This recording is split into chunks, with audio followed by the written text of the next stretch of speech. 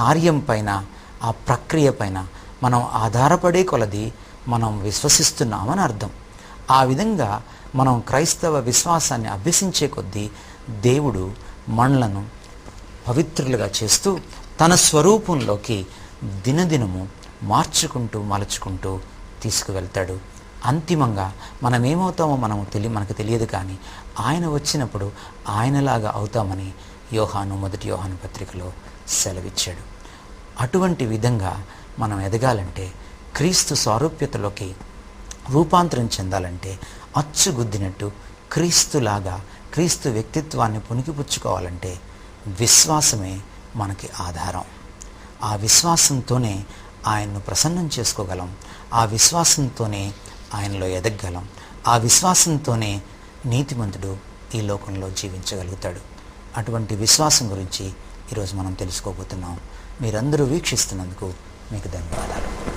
Thank you అండి. Thank you very much. చాలా మంచి విషయాలు తెలియజేశారు. ప్రశ్నలోకి వెళ్ళిపోదాం. తర్వాత కొన్ని ఫోన్ కాల్స్ తీసుకుందాం. మొదటి ప్రశ్నగా, పాపానికి ముందు మనిషికి విశ్వాసం ఉంచాల్సిన అవసరం ఉందా? ఉంటే ఆదాము అవ్వల విశ్వాసం గురించి ఏంటి, వారి సంగతి ఏంటి? చాలా ప్రాథమికమైన ప్రశ్న, చాలా భిన్నమైనటువంటి కోణాన్ని మనకు చూపించే ప్రశ్న. చాలామంది విశ్వాసం అంటే ఏమనుకుంటారంటే దేవుడు ఇచ్చే ఒక వరం అనుకుంటారు. బైబిల్ చెప్తుంది, నిజమే, faith is a gift of God. విశ్వాసం దేవుడిచ్చిన వరం. కానీ అది కొత్త నిబంధనలోని మాట.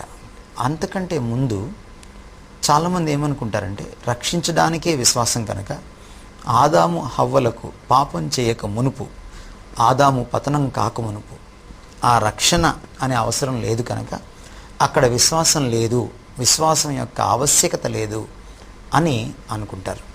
కానీ అది వాస్తవం కాదు. ఆదాము హవ్వల మొదటి పాపం ఏమిటి అని A.W. టోజర్ అడుగుతాడు. చాలామంది వారి మొదటి పాపం అవిధేయత అనుకుంటారు. కానీ లోతుగా ఆలోచన చేస్తే అవిధేయత కాదు, అంతకంటే ముందు ఓ పాపం హవ్వ చేసింది. ఏమిటంటే అది అపనమ్మకం. దేవుడు ఈ పండుని తప్ప ఈ తోటలోని వృక్ష ఫలములన్నీ మీరు యథేచ్ఛగా స్వేచ్ఛగా తినవచ్చును అని చెప్పాడు.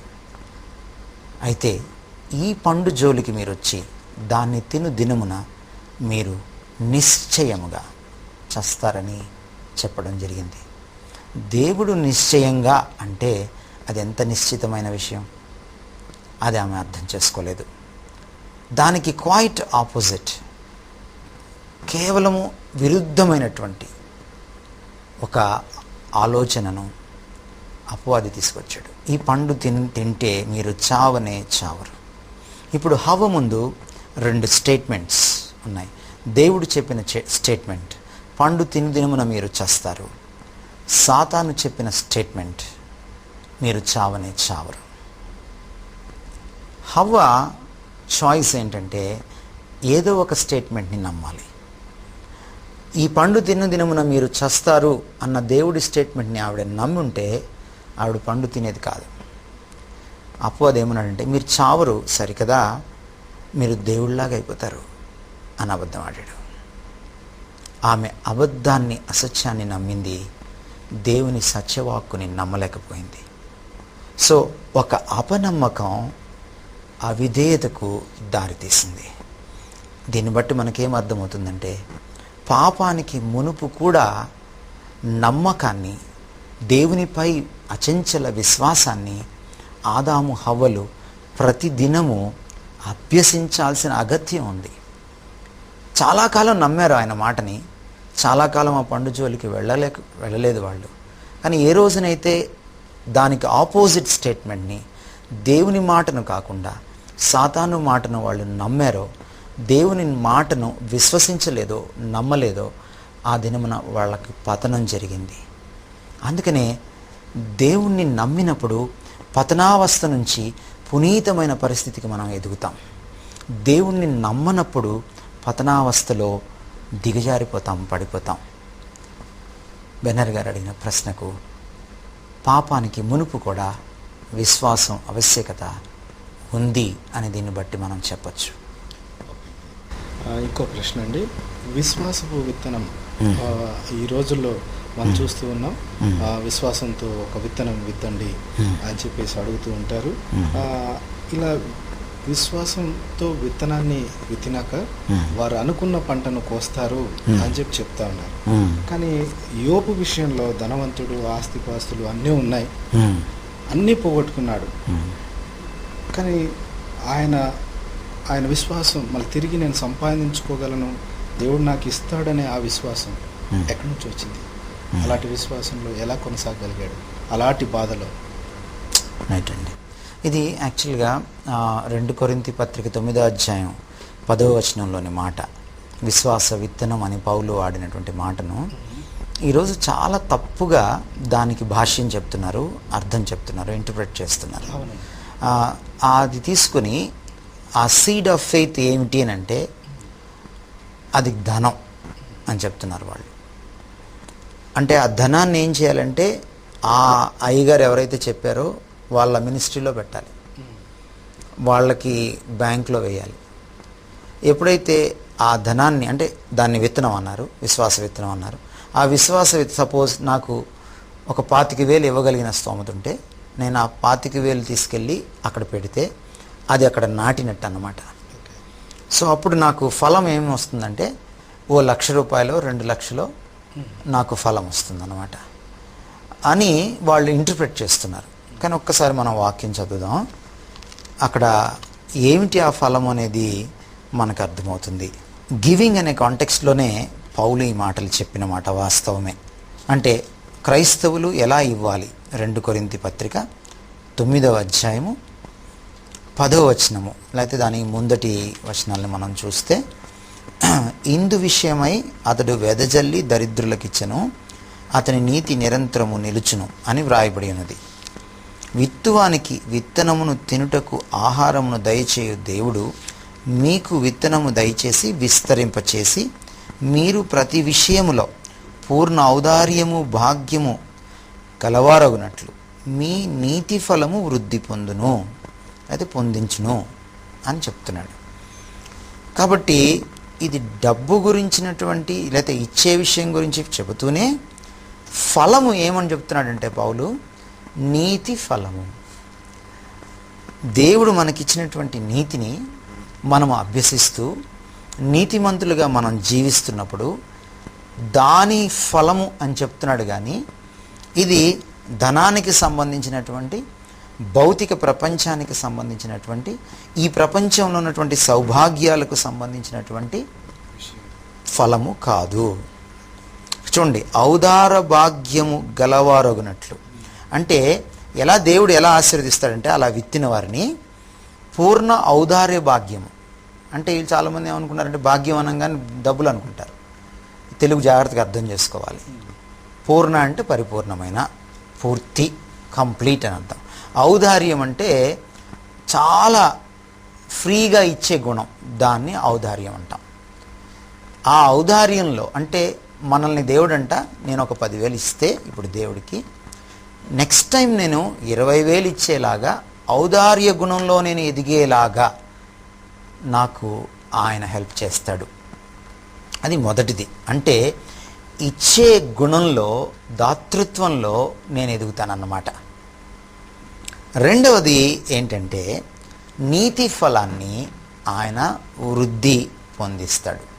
అంతేగాని డబ్బులు ఇచ్చేస్తాడు అని కాదు అక్కడ అర్థం.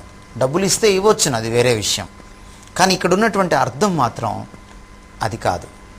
ఒకవేళ మనము ఆ డబ్బుల కోసమే ఆయనకి ఇస్తే అది విశ్వాసం కాదు, అది వ్యాపారం అవుతుంది. యోబు విషయం బెన్నర్ గారు అడిగారు. యోబు విషయం చూస్తే ఇప్పుడున్నటువంటి ఈ ప్రాస్పెరిటీ గాస్పెల్ సంబంధించినటువంటి ఈ దుర్బోధ, అంటే మీరు విశ్వాస విత్తనం నాటితే అందులోంచి మీరు ఫలాన్ని కోసుకుంటారు. ఆ విశ్వాస విత్తనం మీరు ఇచ్చేటువంటి ధనం, మీరు దేవుడికి ఇచ్చేటువంటి ఈ యొక్క కానుక అని చెప్తున్నటువంటి దుర్బోధకు వ్యతిరేకంగా యోబు జీవితం ఒక గొప్ప తార్కాణంగా మనకు నిలుస్తుంది. యోబు విశ్వాసము ఎలా పరీక్ష చేయబడింది? దేవుడు ఇంకా ధనం ఇచ్చి ఆయన విశ్వాసాన్ని పరీక్ష చేయలే. దేవుడు ఉన్నదాన్ని తీసేశాడు, ఆస్తిపాస్తులన్నీ తీసేశాడు. చివరికి తన బిడ్డల్ని కూడా తీసుకుని వెళ్ళిపోయాడు. యోబు ఆయన భార్య మాత్రమే మిగిలారు. ఆరోగ్యం కూడా పోయింది. స్నేహం కూడా ఆయనకు రుచించని పరిస్థితి ఏర్పడింది. ఎవ్వరు కూడా ఆయన ఆదరించలేనటువంటి ఒక భయంకరమైన దుస్థితిలోకి ఆయన వెళ్ళిపోయాడు. అప్పుడు కూడా యోబు ఏమన్నాడంటే, నా విమోచకుడు సజీవుడని నేను ఎరుగుదును అని దేవుని పట్ల అచంచలమైన విశ్వాసాన్ని ఆయన వ్యక్తపరిచాడు, చూపించాడు. అంటే ధనం వస్తూ ఉంటే విశ్వాసం చూపించే విశ్వాసం కాదు ఇది.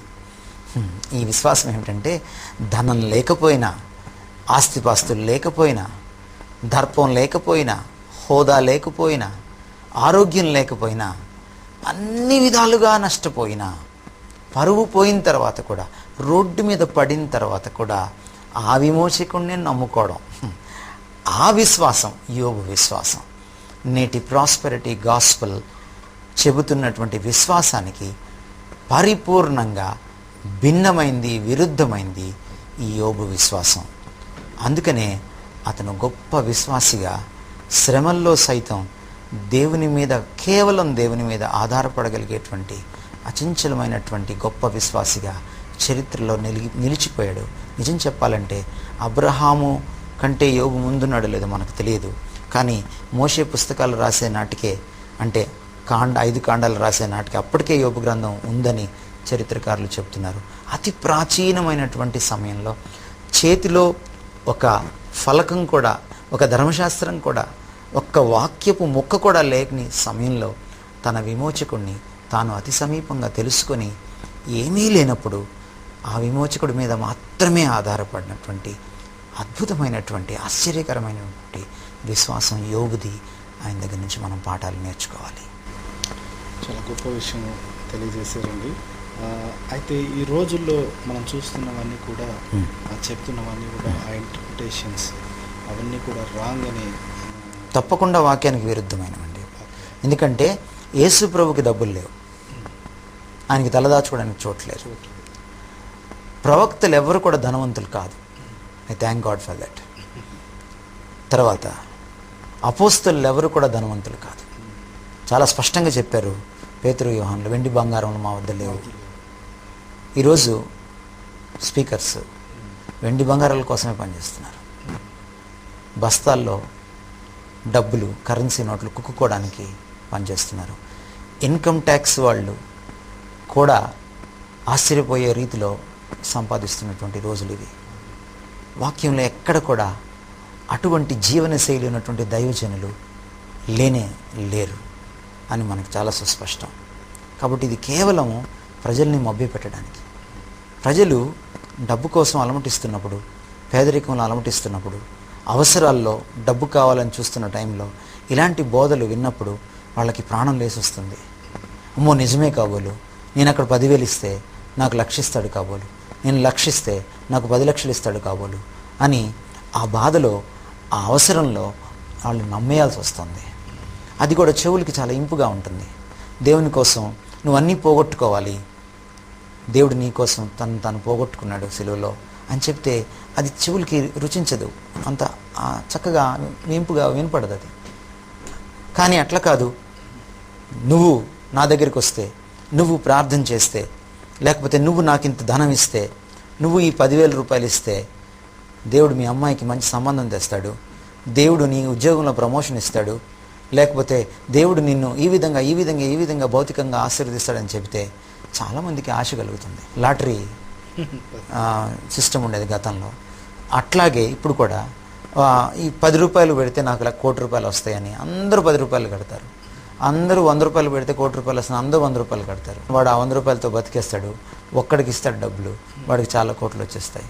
అట్లాగే ఇది కూడా ఒక లాటరీ సిస్టమ్ లాగా చేసి దేవుని నామాన్ని అపవిత్రపరుస్తున్నారు, అవమానపరుస్తున్నారు, వాక్యానికి విలువ లేకుండా చేస్తున్నారు. ఎవరు స్పందించాల్సిన అవసరం ఈ విషయంలో? ప్రతి క్రైస్తవుడు స్పందించాలి. వాక్యాన్ని ఈరోజు దేవుడు మన చేతిలో పెట్టాడు. మనం చదవాలి దాన్ని. మీకు ఒకడు బోధింపనక్కర్లేదు అని యోహాను సెలవిచ్చాడు తన పత్రికల్లో, చాలా స్పష్టంగా చెప్పాడు. మీకు ఇప్పుడు ఎవడూ బోధింపనక్కర్లేదు. ఎందుకంటే 66 పుస్తకాలని ఈరోజు ఎంతో శ్రమ కోర్చి ఎంతమంది ఆత్మత్యాగం చేశారు, ఎంతమంది ప్రాణత్యాగం చేశారు, ఎంతమంది హతసాక్షులు అయిపోయారు, రక్తం కార్చారు, సుత్తి తీసుకొని తల చితక్కొట్టించుకున్న వాళ్ళు ఉన్నారు, సజీవ దహనం అయిపోయిన వాళ్ళు ఉన్నారు. ఈ వాక్యాన్ని పామరుడికి, సామాన్యుడికి అందించడం కోసం, ఈ వాక్యాన్ని అందించడం కోసం ప్రాణాలు అరచేతిలో పట్టుకుని అరణ్య మార్గాల్లో పరిగెట్టిన వాళ్ళు, అజ్ఞాతవాసంలో గడిపిన వాళ్ళు ఉన్నారు. ఎంతమంది రక్తం కారిస్తే ఈరోజు ఈ వాక్యం మీ చేతుల్లోకి వచ్చింది, మన చేతుల్లోకి వచ్చింది. ఈ వాక్యాన్ని చదవడం మానేసి సోమరితనంతో, ఆధ్యాత్మిక సోమరితనం, మానసిక సోమరితనంతో మనము భయంకరమైన దుస్థితిలో ఉన్నాం. అందుకనే ఈ బోధకులు వచ్చి ఒక ఎరవేసినట్టుగా, ఒక చక్కటి చాక్లెట్ ఇచ్చినట్టుగా చెప్తూ ఉంటే, చక్కటి షుగర్ కోటెడ్ ప్యాకేజ్లో మనకి వాక్యం చెప్తుంటే అబ్బా ఎంత బాగుంది అన్నట్టుగా అనిపిస్తోంది. క్రైస్తవులు మారాలి, వీక్షక లోకం మారాలి, ప్రేక్షకులు మారాలి, క్రైస్తవ శ్రోతలు మారాలి, సామాన్య క్రైస్తవ జనం మారాలి. వాళ్ళు వాక్యాన్ని చదవాలి, వాక్యాన్ని పాటించాలి. పౌలుని ఏ విధంగా బెరయాలోని క్రైస్తవులు అతను చెప్తున్నది అలాగున, అంటే వాక్యంలో ఉన్నట్టుగా చెప్తున్నాడా లేదనా అని చూశారో, మనం కూడా ప్రతిదినము లేఖనాలు పరిశోధిస్తూ రావాలి. అప్పుడే అపవాది యొక్క అసత్య బోధ నుంచి మనం తప్పించుకుంటాం. ఎందుకంటే వాక్యమే సత్యం కాబట్టి. మీరు మంచి మాట చెప్పారు. ఆఖరణ చెప్తూనే వాక్యాన్ని నేర్చుకోమని చెప్పారు. చేదు మాత్రగా చక్కెర కోటింగ్ గురించి చెప్పారు. అయితే వాక్యాన్ని నేర్చుకోమని చెప్తున్నారు, కానీ ఎక్కడైతే వీళ్ళు వెళ్తున్నారో విశ్వాసంలో ముందుకు కొనసాగడానికి, అక్కడ విశ్వాసానికంటే కూడా బైబిల్ మీద ఆనుకొని బైబిల్లోనిది ఏది చెప్పకుండా పైన ఏదో స్టోరీస్, ఇలస్ట్రేషన్స్ చెప్పి పంపించే వాళ్ళ సంఖ్య. బైబిల్ను ముట్టుకున్న పాపాన్ని పోవట్లేదు. గూగుల్లో సెర్చ్ చేసి ఒక మెసేజ్ తీసుకొని దాంట్లో వెళ్ళిపోయే వాళ్ళు బోల్డ్ ఎంతమంది ఉన్నారు. అలాంటి వారికి, అలాంటి బోధలకి మరి జనాలు ఇష్టపడుతున్నారు, కట్టుకథల్ని.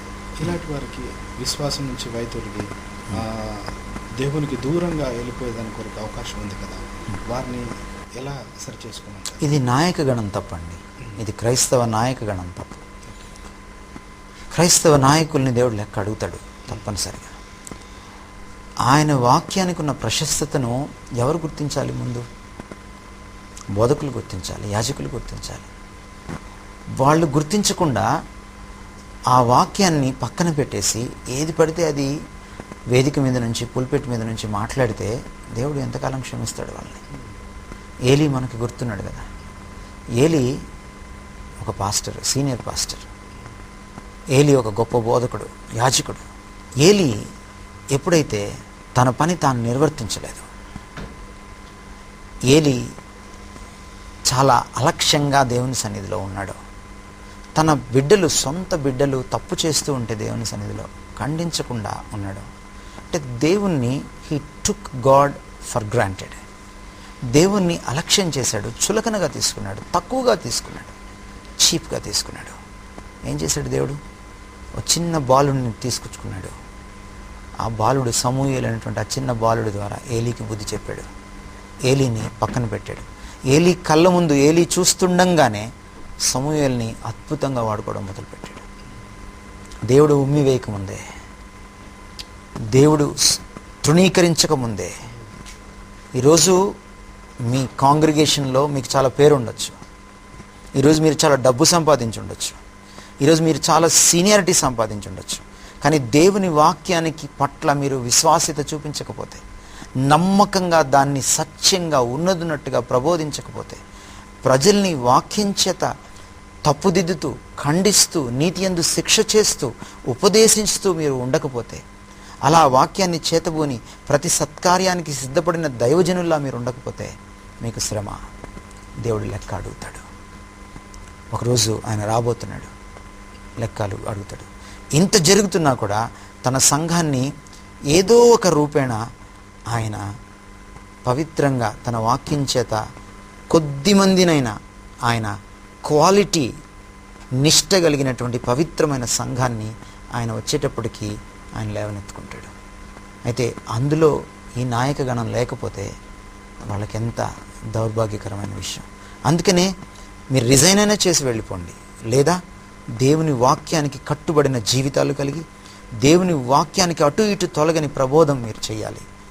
చేయకపోతే దేవుడు తప్పకుండా మిమ్మల్ని పట్టుకుంటాడు, మమ్మల్ని పట్టుకుంటాడు, బోధకులందరినీ పట్టుకుంటాడు. ఇది సత్యం. చాలా గొప్ప విషయాన్ని తెలియజేశారు. అలాంటి భయము భీతితో ఉండాల్సిందిగా దైవజనులు మరి విన్నవారు సరిచేసుకోవాల్సిందిగా కోరుతూ ఉన్నాను. హెబ్రీ ఈ పత్రికలో అనేక మంది విశ్వాస వీరుల జాబితా ఉంది. విశ్వాసంతో వాళ్ళు ఎన్నో గొప్ప కార్యాలు సాధించారు. అయినా అబ్రహామునే విశ్వాసులకు తండ్రిగా ఎందుకు పిలుస్తున్నారు? అబ్రహాము విశ్వాసత ఆ యొక్క విశిష్టత ఏంటి అనే ఆ ప్రశ్న అడుగుతున్నాను. విశ్వాస వీరుల యొక్క జాబితాలో మీరు ఏ విశ్వాసినైనా తీసుకోండి, ఏ విశ్వాస వీరుణ్ణైనా తీసుకోండి, వీర వనితనైనా తీసుకోండి, వాళ్ళందరూ విశ్వాసంలో ఉన్నప్పుడు, విశ్వాసాన్ని అభ్యసించేటప్పుడు ముందుగా వాళ్ళు దేవుణ్ణి ఎరిగిన వాళ్ళు. మీరు దానియేలుని తీసుకోండి, మీరు దావీదుని తీసుకోండి, మీరు సంసోన్ని తీసుకోండి. దేవునితో వాళ్ళకు ఒక సంబంధం ఉంది, దేవునితో వాళ్ళకి ఒక సాన్నిహిత్యం ఉంది, దేవునితో వాళ్ళకి ఒక పరిచయం ఉంది. అబ్రహాముకి మాత్రం అసలు అంతకు పూర్వం అసలు ఆ దేవుడు ఎవరో అతనికి తెలియనే తెలియదు. అబ్రహాముకి ముందు ఇంకొక పితరుడు లేడు, ఈ దేవుణ్ణి ఎరిగిన ఒక్క పితరుడు కూడా లేడు. అందుకనే పాత నిబంధనలో యూదులు ఏమని పిలిచారు దేవుణ్ణి? అబ్రహాము దేవుడు, ఇస్సాకు దేవుడు, యాకోబు దేవుడు. ఫస్ట్ పేరేంటంటే అబ్రహాముది. అంటే అబ్రహాముకి ముందు ఈ దేవుణ్ణి ఎరిగిన ఒక పితరుడు కూడా లేడు. ఎందుకు అబ్రహాము యొక్క విశ్వాసం గొప్పది అంటే, దేవుడెవరో ఏమాత్రం తెలియనటువంటి పరిస్థితిలో, యెహోవా దేవుడు పరిపూర్ణంగా అపరిచితుడైనటువంటి పరిస్థితిలో ఆయన పిలవంగానే విశ్వాసంతో ఆ నది దాటేసి యువతలకి వచ్చేసాడు. తన విగ్రహాలన్నింటినీ పక్కన పెట్టేసి, తన పాత జీవితాన్ని అంతటికి కూడా స్వస్తి చెప్పేసి, కుటుంబాన్ని తీసుకొని కుటుంబ సమేతంగా ఆయన వచ్చేసాడు. లోతును కూడా తీసుకొని వచ్చేసాడు. కాబట్టి ఈ రెండు కారణాలని నేను అనుకుంటాను. అబ్రహాము కంటే ముందు దేవుణ్ణి ఎరిగినటువంటి పితరుడు ఒక్కడు కూడా లేడు. కాబట్టి దేవుడు మళ్ళీ, అంటే నోవాహు జలప్రలయం తర్వాత దేవుడు మళ్ళీ తన రాజ్యాన్ని స్థాపించుకోవాలని, ప్రజల్లోకి తన రక్షణ ప్రణాళికను తీసుకువెళ్ళాలని అనుకుంటున్నప్పుడు, అంతకు ముందు ఎవరు కూడా అబ్రహాంకి సీనియర్ లేరు. కాబట్టి అబ్రహాము మొదటి పితరుడయ్యాడు. కాబట్టి ఆయన విశ్వాసులకు తండ్రి అయ్యాడు. రెండవది, విశ్వసించడానికి ఏమాత్రం పరిచయం కూడా లేనటువంటి దేవుణ్ణి ఆయన విశ్వసించాడు. మూడవది, 25 సంవత్సరాలు నేను బిడ్డనిస్తాను అని చెప్పిన తర్వాత కూడా 75 ఏళ్లకు పిలిస్తే, 100 ఏళ్లకు బిడ్డనిస్తే 25 years ఏ ఆధారం లేకుండా, ఎటువంటి సూచనలు కూడా లేకుండా అబ్రహాము ఇస్సాకు కోసం, ఓ బిడ్డ కోసం దేవుణ్ణి నమ్మాడు చూశారు. అది విశ్వాసం అంటే పరిస్థితులకు అతీతంగా, భిన్నమైన పరిస్థితులు ఉన్నప్పటికీ కూడా, ఈయన ముసలివాడు, శారాయి కూడా ముసలిదే, ఇద్దరు ముసలివాళ్ళే, ఏమాత్రం కూడా బిడ్డ పుట్టడానికి అవకాశాలు లేవు. అవకాశాలు ఏమీ లేనప్పుడు, ఇది అసాధ్యం అనిపిస్తున్నప్పుడు దేవుణ్ణి నమ్మాడు చూశారు. మిగిలిన వాళ్ళతో ఏంటంటే, అంతకుముందు దేవుడు చేసిన కార్యాలను వాళ్ళు కొద్ది గొప్ప విన్నారు, చూశారు. దేవుని యొక్క మహిమను వాళ్ళు గమనించారు. అప్పటిదాకా అబ్రహాము దేవుని మహిమను అసలు చూడలేదు. దేవుని గొప్ప కార్యాలను అసలు చవి చూడలేదు, రుచి చూడలేదు అతను. అలాంటి పరిస్థితుల్లో బిడ్డనిస్తానంటే నమ్మడం, 1 రోజు కాదు, 2 రోజులు కాదు, 3 రోజులు కాదు, 1 సంవత్సరం కాదు, 2 సంవత్సరాలు కాదు, 25 సంవత్సరాలు నమ్మడం, నిజంగా అతని విశ్వాసానికి సాటి అయిన వాడు ఎవడు లేడు. అందుకనే ఆయన విశ్వాసులకు తండ్రిగా, ఆయన ఆఫ్ స్ప్రింగ్లోంచి, సంతానంలోంచి మరి యేసుక్రీస్తుని తీసుకురావడం, యేసుక్రీస్తు ద్వారా భూలోకం అందరిలో ఉన్న వారందరినీ కూడా తన బిడ్డలుగా, తనని విశ్వసించేవారిగా చేసుకోవడం, ఇది 4వ ప్రధానమైనటువంటి కారణం.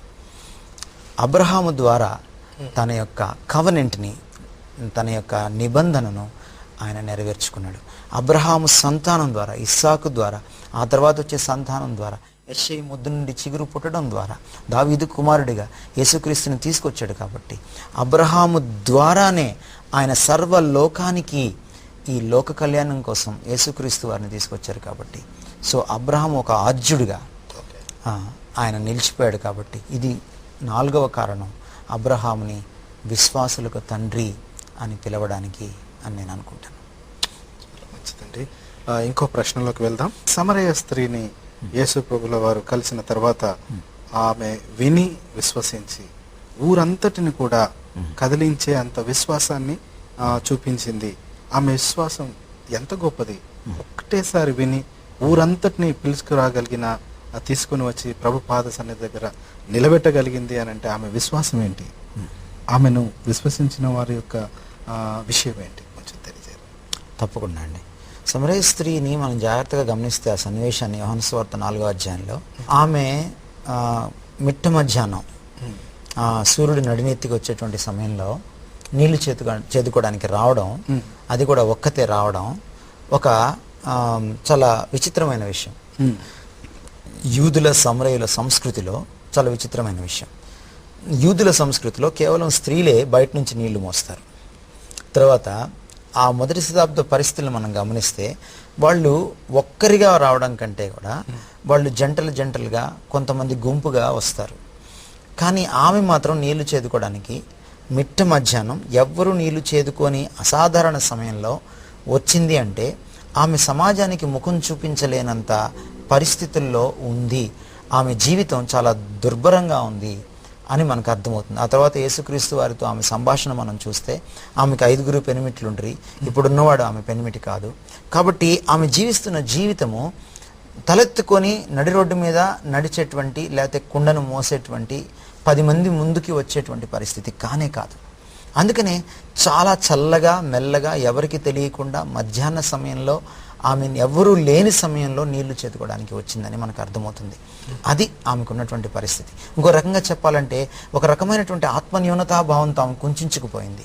నేను చెడ్డదాన్ని కదా, నేను మంచిదాన్ని కాదు కదా, నన్ను ఎవరు మంచిదానిగా చూడరు కదా, నన్ను అందరూ కూడా ప్రతి పురుషుడు కామవాంఛతోటే చూస్తాడు కదా, నన్ను అందరూ చాలా తక్కువ దానిగా, కీతాదానిగా, అపవిత్రమైనటువంటి వనితగానే నన్ను చూస్తారు కదా అని ఆమె పట్ల ఆమెకు ఒక మంచి ఆరోగ్యకరమైనటువంటి అవగాహన లేదు. ఆమె గురించినటువంటి ఆమె ఆత్మచిత్రం, సెల్ఫ్ ఇమేజ్ ఆమెకు సరిగా లేదు. తన గురించినటువంటి స్వీయ అభిప్రాయం ఆమెకు సరిగా లేదు. తక్కువగా చూసుకుంటున్న పరిస్థితి. ఇంకో రకంగా చెప్పాలంటే సమాజపు కళ్ళద్దాల్లోంచి తనను చూసుకొని తాను చెడ్డది, తాను మంచిది కాదు, తాను యొక్క ఒక పతితగా తను ముద్ర వేసుకుంది. అలాంటి పరిస్థితుల్లో ఈయన కనపడ్డాడు. ఈయన కనపడిన తర్వాత మొట్టమొదటిసారి ఆమెకు ఆశ్చర్యం కలిగించింది ఏంటంటే ఆయన చాలా గౌరవప్రదంగా ఆమెను పిలిచాడు. అమ్మా అని పిలిచాడు. తల్లిని ఎలా పిలుస్తాడో ఒక యూదుడు, అలాగా ఈ యొక్క అపరిచితురాలైనటువంటి అపవిత్రతలో ఉన్నటువంటి స్త్రీని పిలిస్తే ఆమె చెలించిపోయింది. ఆ మొదటి పిలుపుకే ఆమె చెలించిపోయింది. ఆమె పరిగెట్టుకొని వెళ్ళి ఆ ఊరి వారికి చెప్పేటప్పుడు కూడా ఆ భాష మీరు జాగ్రత్తగా చూస్తే ఆమె ఏమంటుందంటే, ఇట్లాంటి పురుషుడిని నేను ఎప్పుడు కలవలేదు, ఇప్పటిదాకా నేను కలిసిన పురుషులు వేరు, ఇప్పటిదాకా నన్ను చూసిన పురుషులు వేరు, ఇప్పటిదాకా నేను చూసిన పురుషులు వేరు, కానీ ఈ పురుషుడు ఒక ఆయన్ని నేను కలుస్తున్నాను, ఈయన చాలా భిన్నంగా ఉంది. ఈయన చూపు, ఈయన ప్రవక్త కాడంటారా? ఆయన కళ్ళల్లో దైన్యం కనపడుతుంది, ఆయన కళ్ళల్లో జాలిగుణం కనపడుతుంది, ఆయన కళ్ళల్లో స్వచ్ఛత కనపడుతుంది, ఆయన మాటల్లో స్వచ్ఛత, సత్యం కనపడుతుంది. ఆయన స్వచ్ఛమైన పవిత్రమైన ప్రేమతో చూస్తున్నాడు. ఈయన ప్రవక్త కాదంటారా అని పరిగెట్టుకుంటా వెళ్ళి చెప్పింది. ఎప్పుడైతే యేసుక్రీస్తు వారు ఆమెను చూసిన విధానంలో ఆమె స్పృశించబడిందో ఆమె ఆయన పైనకి పరిపూర్ణంగా ఆమె విశ్వాసాన్ని మోపింది. అందుకనే ఆ డ్రాస్టిక్ చేంజ్. మొదట ఆమె బిక్కుబిక్కుమంటూ దిక్కులు చూసుకుంటూ ఎవరైనా తనను చూస్తారేమోనని దొంగతనంగా నీళ్లు చేదుకోవడానికి వచ్చినటువంటి వనిత ఇప్పుడు కుండనక్కడ పారేసి ధైర్యంగా ఊర్లోకి పరిగెట్టుకొని వెళ్ళి అందరినీ పీల్చుకొని వచ్చేసింది. నా గురించి ఏమనుకుంటారు అన్న భావన ఇప్పుడు ఆమెకి లేదు, ఆ భయం ఆమెకి లేదు. నన్ను తక్కువగా చూస్తారేమో, నేను చెప్తే నమ్ముతారా మెస్సీ గురించి, చిచి నేను చెప్తే ఎందుకు నమ్ముతారు అని అనుమానం ఆమెకి రావచ్చును. కానీ రాలేదు ఆమెకి. అంత అచంచలమైన విశ్వాసం. ఎప్పుడైతే మనం దేవుణ్ణి తెలుసుకుంటామో, దేవుడు ఎవరో తెలుసుకుంటామో, ఆయన గొప్పతనం ఏంటో తెలుసుకుంటామో, అప్పుడు మన గొప్పతనాన్ని మనం తెలుసుకోగలుగుతాం. ఆత్మవిశ్వాసం ప్రభు పట్ల విశ్వాసం నుంచి పుట్టుకు రావాలి. విశ్వాసం దానంతట తానే పుట్టుకొస్తే అది నిలబడదు. నా దేవుణ్ణి, నా సృష్టికర్తను నేను తెలుసుకున్న నాడున ఆయన నన్ను ఎంత అద్భుతంగా సృష్టించాడో నాకు అర్థమవుతుంది. అప్పుడు నాకు ఆత్మన్యూనతాభావం పోతుంది. నా గురించి నేను తక్కువగా అంచనా వేసుకోవడం పోతుంది. అందుకని సమరయ స్త్రీలో అంత అద్భుతమైన మార్పు వచ్చింది. ఇప్పుడు ఆమె గురించి ఆమెకు ఒక ఆరోగ్యకరమైన అవగాహన కలిగింది. అందుకనే సమాజాన్ని ఎదుర్కోగలిగింది. తన గురించి ఏమనుకుంటారన్న బాధ ఈరోజు ఆమెకు లేదు. యేసు గురించి చెప్పాలన్న తపన మాత్రమే ఉంది. అటువంటి మార్పు మనలో కూడా కలిగితే సమాజంలో చాలాసార్లు విశ్వాసులు, క్రైస్తవులు తమ గురించి సమాజం ఏమనుకుంటుంది అన్న భయంలో, జంకులో, బిడియంలో గడుపుతూ ఉంటారు. అలా కాకుండా దేవుని గురించి ధైర్యంగా వెళ్ళి, నా గురించి ఎవరేమనుకున్నా పర్వాలేదు, నా బ్యాక్గ్రౌండ్ ఏమైనా పర్లేదు, నేను దేవుని గురించి ప్రకటిస్తాను అంటే తన ఇమేజ్కి మించి, తన పరువు ప్రతిష్టలకు మించి, తనను తక్కువగా చూస్తారన్న భయానికి మించి ఆమె యేసును విశ్వసించింది. అటువంటి విశ్వాసం మనందరిలో ఉంటే ఎంత బాగుండును. చాలా సంతోషం. ఇంకొక ప్రశ్న కూడా తీసుకుందాం. నేడు విశ్వాసం అంటే అద్భుతాలు జరగాలి, లేదా ఏదో ఆశ్చర్య కార్యం జరగాలి, అనుకోనిది జరిగి ఏదో గొప్పతనం కనబడాలి. అలాంటి రోజుల్లో ఉన్నాం మనం. కానీ ఆ రోజు షడ్రక్, మెషక్, అబేద్నెగోలను చూస్తే మా దేవుడు మమ్మల్ని రక్షించగలడు, ఒకవేళ మమ్మల్ని రక్షించకపోయినా కూడా ఏమీ పర్వాలేదు, మేము ముందుకు అలాగానే ఈ విశ్వాసంలో కొనసాగుతాము అని చెప్పిన వారి యొక్క విశ్వాసం ఏంటి? ఎందుకు అలా చెప్పగలిగారు? మనం దీని గురించి ఆలోచించక ముందు ఒక విషయం మనం అర్థం చేసుకోవాలి. యూదులు సర్వసాధారణంగా సూచక క్రియల కోసం చూస్తారు. అంటే సూచక క్రియ అంటే ఏంటంటే దేవుని యొక్క గొప్ప శక్తి సామర్థ్యాలని, దేవుని యొక్క మహా అద్భుతమైన మహిమను కనపరిచేటువంటి ఒక క్రియను సూచించేటువంటి ఒక క్రియను సూచక క్రియ అన్నారు. అందుకనే బైబిల్లో కొత్త నిబంధనలో మనం చూసినప్పుడు అద్భుతం అన్న మాటకు పర్యాయ పదంగా ఏం వాడారంటే సూచక క్రియలు. చూశారు, సైన్ అన్నారు దాన్ని. అంటే it is a sign for God's glory. అంటే ఒక ప్రవక్త వచ్చినప్పుడు అతను ఒక అద్భుతం చేస్తే అదొక సూచక క్రియ. దేనికి సూచక క్రియ? ఇతను జీవము గల దేవుడి నుంచి, సర్వశక్తిమంతుడైన దేవుడి నుంచి వచ్చినవాడు అనడానికి సూచక క్రియ. కాబట్టి యూదులకు అలవాటు ఏమిటంటే ఈ 100 సంవత్సరాలు వాళ్ళు ఆ మోషే దగ్గర నుంచి కానీ వాళ్ళు చూస్తున్నది ఏంటంటే ప్రవక్తలు వచ్చి ఒక అద్భుతం చేస్తారు. అద్భుతం చేసినప్పుడు ఆ అద్భుతాన్ని బట్టి వాళ్ళు యెహోవా దేవుణ్ణి నమ్ముతారు. ఇతను ఆ దేవుని యొక్క ప్రతినిధి అని నమ్మడానికి ఆస్కారం అవుతుంది. కాబట్టి యూదులు సర్వసాధారణంగా దేవుణ్ణి నమ్మాలంటే సూచక క్రియ కోసం చూస్తారు. యేసు ప్రభువును కూడా అడిగారు, నువ్వు ఏం సూచక్రియ చేస్తావు, నువ్వు దేవుడు అని చూపించుకోవడానికి అని అడిగారు. అప్పటికే చాలా సూచక్రియలు చేశాడు ఆయన. కానా వివాహం చేస్తూనే ఉన్నాడు ఆయన. అప్పుడు ఆయన ఏమనంటే, మూర్ఖమైనటువంటి ఈ తరం కోసం నేను ఒకటే సూచక్రియ చేస్తాను అంతిమంగా. యోనా ఎలాగో తిమింగలం కడుపులో ఉన్నాడు 3 రాత్రులు 3 పగళ్ళు, మనుష్య కుమారుడు కూడా అలాగా ఉండి లేస్తాడని చెప్పాడు అనమాట. సో యూదుల యొక్క తత్వం ఏంటంటే వాళ్ళు మాటికి దేవుని మహిమని నిరూపించాలంటే సూచక్రియ కోసం చూస్తారు. కానీ ఇక్కడ ఒక ఆశ్చర్యకరమైన విషయం ఏంటంటే షడ్రకు, మెషకు, అబేద్నెగోలు పేర్లేమో కల్దీయుల పేర్లు, కానీ నిజానికి వాళ్ళు యూదులు. ఓకే, ఒరిజినల్ యూదులు. కల్దీయులు వాళ్ళని తీసుకొచ్చారు సంకెళ్ళు వేసి. ఆ యూదులు సూచక క్రియ కోసం చూడాలి నిజానికి. ఎందుకంటే వాళ్ళ హిస్టరీ అది, వాళ్ళ లెగసీ అది, వాళ్ళ తత్వం అది, వాళ్ళ సంప్రదాయం అది. వాళ్ళు అలా నేర్చుకున్నారు చిన్నప్పటి నుంచి. కానీ ఏమన్నారు, మా దేవుడు సూచక్రియ చేస్తాడు, కానీ చేయకపోయినా సరే మేము ఆయన్నే సేవిస్తాం. రాజైన నెబుకద్నెజరు నీ ప్రతిమ మేము మొక్కం. అది విశ్వాసం. చాలాసార్లు విశ్వాసం అంటే ఏంటి అనుకుంటామంటే మనం ఏదో దేవుడిని అడుగుతాం, అది దేవుడు చెయ్యాలి. కొన్నిసార్లు అసాధారణమైనవి అడుగుతాం, అది దేవుడు చేయాలి. కొన్నిసార్లు అసాధ్యమైనవి కూడా అడిగేస్తాం, అది దేవుడు చేయాలి. చేయకపోతే ఆయన దేవుడు కాదు, లేదా నాకు విశ్వాసం లేదు. లేదా దేవుడు ఏంటో నన్ను పట్టించుకోవట్లేదు సరిగా, అంత మంచోడు కాదు, నేనంటే ఆయనకు అంత ఇష్టం లేదు. ఇవి కంక్లూషన్స్. కానీ వీళ్ళ విశ్వాసం ఎలాంటిదంటే